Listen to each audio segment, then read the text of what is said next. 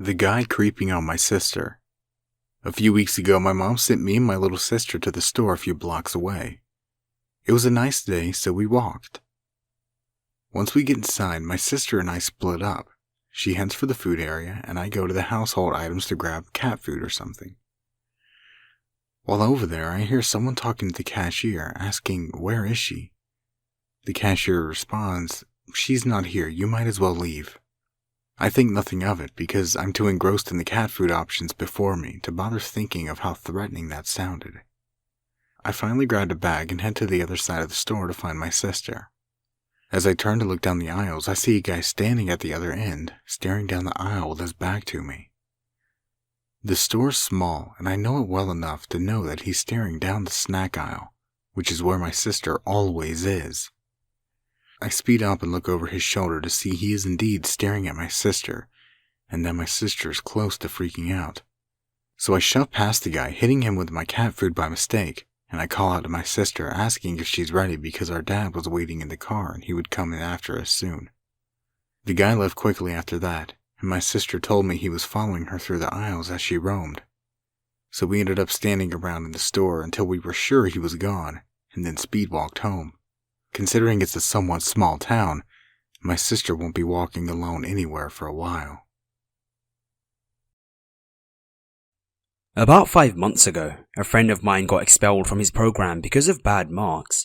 He was only halfway through his lease, and he didn't see a point of staying in the city since he was only here for school. He told me that if I wanted to take over his lease as a subletter, he would only charge me half of the rent, which I thought was a pretty sweet deal. So, naturally, although I'm from this town, I thought it was time to leave my parents' place. I had already graduated, and although I had been looking for a new job for a while, I still felt I couldn't miss out on the opportunity. So I took over his lease and moved into his place. The house itself is actually pretty nice. It's 3 floors including the basement, and it's located near the university of my town, which is not a very safe area overall, but I spent a lot of my university years here and never felt unsafe. The room in the basement is pretty small but cozy, and the only other room down here is that of a girl who's currently a student, and she's pretty quiet. Actually, all the girls living here are pretty good roommates. I wasn't thrilled about living with 3 girls, but now I don't see why I would have thought it was an issue. They're all pretty great and a good time. And I'm the only one in the house who's not a student, and also the only one who's originally from this town. The other roommates are all actually from cities that are only about an hour or 2 away, so unless there's something special going on, they all go home on the weekends. My friend who got expelled also only lives 2 hours away, so he would always go home for the weekend as well. One other thing I forgot to mention, which is pretty crucial to the story, is that the house actually has 5 rooms. But right when they all moved into their new place together, one of the girls had a seizure on her bed and passed away. This was pretty upsetting for everyone, and the landlord told them not to worry about finding anyone else. Their rent never went up or anything, and the room was left vacant. According to the landlord, he just found it insensitive to try and find someone because he didn't want to turn someone's death into a financial inconvenience for him. So, after the girl's death, the parents came and took her belongings out of the room, and it just remained empty since then. I actually never looked in there because it just remained locked, and I don't really have much curiosity to see the room. It's on the 2nd floor, and I never go up there, so I never paid any attention to it. The first weekend I spent there was pretty uneventful. I remember that I spent one night at my boyfriend's place, and then the next night he slept over after we went out drinking at one of the college bars near the place. We were pretty wasted, so we passed out as soon as we got home. The next weekend, I was at home in my room and I couldn't sleep, so I decided to read a little bit. I was really enjoying the quietness of this new house, since the girls weren't home at all. I come from a Latino family, so this quiet and serene environment was pretty rare. I thought that I heard a few noises upstairs, so I figured that one of the girls had probably decided to stay the weekend at the house, or she was just getting last-minute things ready before heading home. I really didn't think much of this. I wasn't very close with the roommates, so I didn't even bother asking them if any of them had stayed home. I just felt like it was none of my business. The girl in the basement was for sure gone for the weekend, because she apparently sleeps with her door locked and keeps it open when she's not home. One weekend, that same month, I woke up to pee and I could hear a toilet flushing upstairs, which was kind of weird since I knew that none of the girls were home. I was going to check it out, but in my tired state, I was too lazy and just didn't care enough. It's funny, horror movies are supposed to make you paranoid, but the biggest lesson I learned from them was that there is always a rational explanation for everything.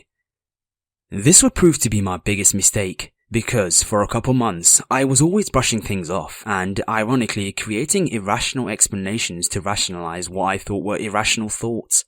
For example, I heard creaking coming from the second floor and figured one of the girls must have forgotten something and decided to come to pick it up.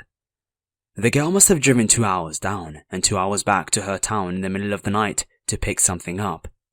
One Saturday, I woke up to get some water and I noticed that the roommate in the basement was gone. Her door was open and her car was not in the driveway. There weren't any cars in the driveway, but I should mention that one of the girls doesn't drive. A couple hours later, I woke up because I heard steps coming down into the basement. At this point, I started getting uneasy about being home on weekends, so I decided to just spend them at my boyfriend's house. One of the girls made a house Facebook page, which was supposed to address any issues like washing dishes or leaving messes, but it remained pretty inactive since everyone seemed to get along. I posted on there that some creepy stuff was happening on weekends and asked them if they could just start letting me know if they'd be home for the night or not. They seriously thought I was joking. The replies were not receptive at all and consisted of LMAO or OMG, you're so funny. Even my boyfriend agreed that I was being paranoid because he too believed that everything has a rational and perfect explanation. The thing is, when you say that everything has an explanation, you're only invalidating paranormal explanations or ghostly activity, which is not what I was implying at all. I have never believed in ghosts or spirits or any of that jazz, and I never claimed to when I spoke to my roommates or to my boyfriend. They kept on saying that the house was old and made noises, but I know the difference between old house noises and someone walking down the stairs and back up the stairs. Fortunately, my roommates did start posting things on the Facebook page to let me know they'd be gone. It was always to the effect of, "Hey Gav, I won't be home this weekend, so don't worry about the ghosts, LOL. One weekend, they all let me know that they would not be home, and my boyfriend was on the midnight shift, so I had to spend the night on my own. My boyfriend called me on his break, and while I was on the phone with him, I heard noises on the main floor. I told him I was going to check it out, and he told me to go ahead, because the motherfucker still thought I was being paranoid for no reason. As I said this, I heard the footsteps going back up to the second floor. Once I got to the main floor, there was nobody in the kitchen, and all the doors into the house were locked. I was extremely paranoid, and did not feel safe. My boyfriend calmed me down and convinced me that everything was okay, so I never went up to the second floor again, and it's probably best that I stayed on the main floor. After that weekend, I told my roommates in all seriousness that I was convinced that someone had been in our house at some point that night. I told them what I heard, and the fucking bitches still claimed that it was the old house making noises. My boyfriend was almost permanently on midnights, so I did what I never wanted to do, and start spending weekends at my parents' place. The girls still posted on the page whether or not they were leaving the house or not, and I decided that I should do the same. So I also started posting when I was and was not sleeping at the house. One Friday night, the Facebook page looked something like this. Roommate number 1, not sleeping at home. Roommate number 2, not sleeping at home. Roommate number 3, staying home because of midterm exams. Me, I'm staying at my parents' place. The next morning, I received a frantic text from one of the roommates saying that the roommate with the midterms had been attacked. Apparently, she was in her room studying and heard a noise right outside of her bedroom. When she went out to inspect it, she was greeted by a man walking out of the dead girl's room. I later found out more details about the whole thing from the roommate who was attacked. The man looked rough, greasy hair, and just a dirty, dirty face. When they made eye contact, he held his finger up to his mouth and uttered a shh while smiling. The nail on his finger was long, and his beard was apparently really scraggly and uneven, like it only grew on certain parts of his face. She screamed out of instinct, even though she knew there was nobody in the house. He lunged at her as she tried to shut the door, and she wasn't beaten up too badly. He just growled and told her to shut her mouth and said something like, "I'm not gonna rape you, but shut your mouth." He beat her, but not completely unconscious, and then when he walked out of her room, he went downstairs and walked out of the front door. So he left the dead girl's room and locked. My roommate locked herself in her room and called the police, who were there immediately. What's pretty creepy about the whole thing is that when they inspected the dead girl's room, they kept asking for clarification. So, nobody has lived in this room for how long? Nobody has been renting this room, right? Did the parents take everything after the girl passed away?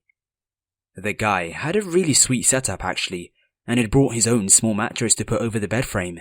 Obviously the mattress was too small for the bed frame. He left most of his stuff because he probably didn't expect a confrontation that night. I don't think he knew she would be there that night because she never was.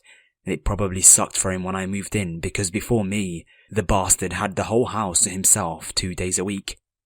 The police did ask me quite a lot of questions and were very interested in hearing my statements about hearing footsteps at night.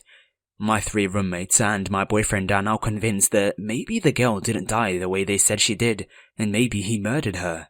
But I think the autopsy would have been able to distinguish between a murder and a seizure. In their defense, the whole thing is really creepy. We're not really sure how long the guy had been living here, but it's very clear that it has been for at least a few months. The theory is that the guy had been climbing in through the window, so it's possible that he was even there at times when all of us were there. The police are really interested in talking to the landlord because they wanted to know how the guy found out about the vacant room. The landlord is a pretty decent guy, so I don't know if there is anything going on there. I don't even feel an "I told you so" attitude from the whole thing. I think that I'm just glad that the girl is okay because she seemed pretty shaken up. I just wish people were more willing to listen to me when I told them that I thought somebody was coming into our home. I even said it might be a squatter, which everyone laughed at. This happened very recently, so it might be a while before an update. As of now, the man has not been found, but the police remain optimistic about finding him, whatever that means. This has been a pretty terrible month for me, and I don't know if I want to be at this house anymore. I don't have much left on the lease, and I recently lost my job, so it might be best for me to leave the place now. I doubt the guy will come back because all of his stuff has been taken out, but I still find it creepy in this house. I definitely don't spend weekends here anymore. My fiancé works nights. So this happened earlier tonight. My fiancé works nights for UPS, so on weeknights I'm home along with the dog. We live in a pretty small house, laid out into a large living room leading into the bedroom and a tiny kitchen, bathroom, and laundry room leading off of them. All this means is that you can hear anything that happens from any room in the house. I was watching a movie in the bedroom while I was waiting for a load of clothes to dry. All of a sudden my dog's ears perk up like someone is at the door and it starts barking its head off, sticking its head between the curtains. I go check it out, nothing is out of place. After a while, he calms down and comes back to the bedroom to lay back down. About 20 minutes later, there is a large crash coming from the front room. I braced myself for seeing the glass broken on the door. When I got up and the door was fine, I decided that I was being irrational and a box or something just fell over. So I checked the house, but nothing is out of place and it had to be outside. I called my fiancé and he told me to call the cops and have someone come check it out since he couldn't leave work yet. When they arrived, we check out the yard and around the house. Nothing overturned, nothing weird, except that I noticed both of the trash cans were sitting upright. One of our trash cans was tipped over earlier that day when I went outside to take some trash out. Someone had knocked over our trash can, then set them both back up before fleeing. The cops informed me that someone a few blocks over had just phoned in a peeping Tom earlier tonight and they were patrolling the area. We'll be getting thicker curtains for the house. And to the peeping Tom in my yard, let's not meet. I live in a small village with 2 large cities on each side. We have 2 large grocery stores, and sometimes people from the cities come to shop here since it's quieter. There is a lot of social interaction, so usually we know who comes from the cities and who actually lives here. A few weeks ago, I, a 30-year-old woman, was doing some groceries. I greeted some people, found the things I needed, and helped a young girl aged 6 also with grabbing tea from a high shelf. I thought I recognized her to be the kid of an old schoolmate, but didn't ask her or really say more than, "Here you go." She sent me a large smile back, and I thought that she looked really adorable. I was nearly done when I saw the girl again. She was standing hand in hand with a man, and I thought he might be her father. And when she looked at me, I sent her a smile. It was very clear that he wasn't in fact her father when she yelled out "Mum," ripped her hand away from him, and ran at me only to wrap her arms around me.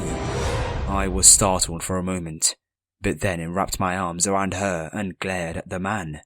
I demanded to know who he was, but he turned around and quickly stalked off to another aisle. I wanted to go after him, but that was kind of hard with a kid hanging off my waist. A kid who now was weeping. I'm no good with kids, but I tried to comfort her and figured I should go to the cash registers and ask if someone could call her mum when she arrived. She was indeed my old schoolmate. When the girl finally had calmed down, the man was long gone, but she told us that he had complimented her hair and wanted to take her to the Italian ice cream parlor, which was 2 streets over. He had grabbed her by her wrist, not her hand like I had thought at first, and she actually had bruises. We reported it with the management from the store. I could actually give a really good description of the man and gave our contact information. And the manager said he would check the security footage too, and also send the info to the police. I haven't been contacted about it, but the cashier told me last time that they actively keep an eye open for that guy.